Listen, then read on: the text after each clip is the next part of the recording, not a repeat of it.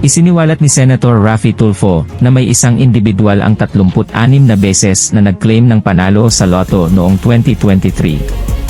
Sa pagdinig ng Senate Committee on Games and Amusement, sinabi ni Tulfo na ang nasabing individual ay nanalo ng 8 beses noong July 1 hanggang July 8. Isa sa kanila ay nanalo ng 8 beses sa loob ng 8 magkakasunod na araw din ng halagang 225,000 pesos. Ang nasabing individual din anya ang lumalabas na nanalo ng 9 na beses ng 225,000 pesos noong Agosto at 2 beses ng Setyembre ng kaparehong halaga. Noong Oktubre ng nakaraang taon, ay 4 na beses umano na nanalo muli ng tig 225,000 pesos ang nasabing individual at 9 na beses noong Nobyembre.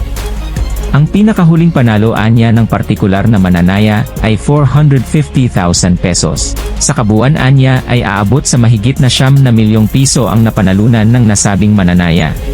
8 times nanalo ng 225,000 pesos. August, 9 times nanalo ng 225,000 pesos. September, 2 times nanalo ng 225,000, tig to 225,000 pesos. October, 1, 2, 3, 4, 4 times nanalo ng tig 225,000 pesos. November, 9 times nanalo ng tig 225,000 pesos. So this amounted to 8.3 million pesos.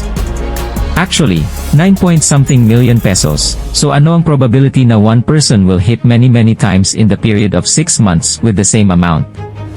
Question ni Tulfo kay PCSO General Manager Mel Robles. Ipinaliwanag ni Robles na ang tinutukoy ni Tulfo ay isang lotto agent na pinakiusapan ng mga nananalong mananaya. Your Honor, yan po yung sinasabi kong lotto agent na pinakikiusapan ng mga kanyang bettors, and definitely when he goes to the branch, kasi 10,000 and below, kaya pa po yan ng outlet. Ayon kay Robles, ang maaari lang kubrahin sa isang lotto outlet ay ang mga panalo na 10,000 pesos pababa, at ang mga 10,000 pesos na papremyo pataas at dapat kunin sa kanilang branch. Inimbitahan nila ang sinasabing tao pero hindi siya makakapunta, kaya nagpadala na lamang ito ng isang video. Pinabulaanan din ni Robles ang naunang pahayag ni Tulfo na may isang lotto winner na 20 beses na nanalo sa isang buwan at wala silang records na may isang winner na naka 20 jackpots. Your Honor, we are definitely that they are definitely claimants, and of course in the interpretation of the law, they are also winners because mere instrument po ito. Wala pong information yung ticket. So whoever is the holder of that instrument, of that ticket, can claim. Ang sinasabi ko, they are not necessarily the winners. Sila who holder ng ticket, presume po sila, sinasabi ko nga, this is a bearer instrument, presume po sila to be the winner. Samantala, nabunyag din sa pagdinig na ilang lotto players na nanalo ang walang tax identification numbers. Sinabi naman ng Bureau of Internal Revenue, may pagkakataon talaga na ang isang lotto winner ay walang TIN. Pero binabawasan pa rin umano ng tax payment ang mga lotto winner, at inaatasan itong magrehistro para magkaroon ng TIN. Nagpaliwanag naman ng PCSO sa naging insidente noong Pebrero. During that time po, yung live draw operation namin at 2 p.m. Yung isang draw machine was not able to capture yung numbered ball po natin. But the 2 draw machines po were able to capture.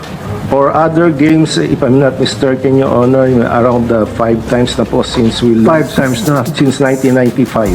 Kaagad namang pinayuhan ni Senator Raffy Tulfo ang PCSO sa naging insidente, na baka raw di umano'y pagdudahan ng publiko kung i-off-air ang bola ng Lotto once na nagkaroon ng mga technical problems.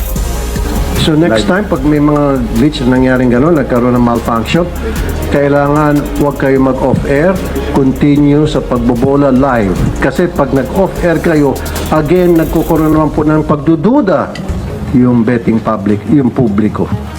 Kasi the more na kayo po ay nagtatago para sa akin, para may tinatago kayo because nag-off-air kayo, the more magdududa ng taong bayan. Para laging kang update sa bagong mga videos, please subscribe, like and hit the notification bell.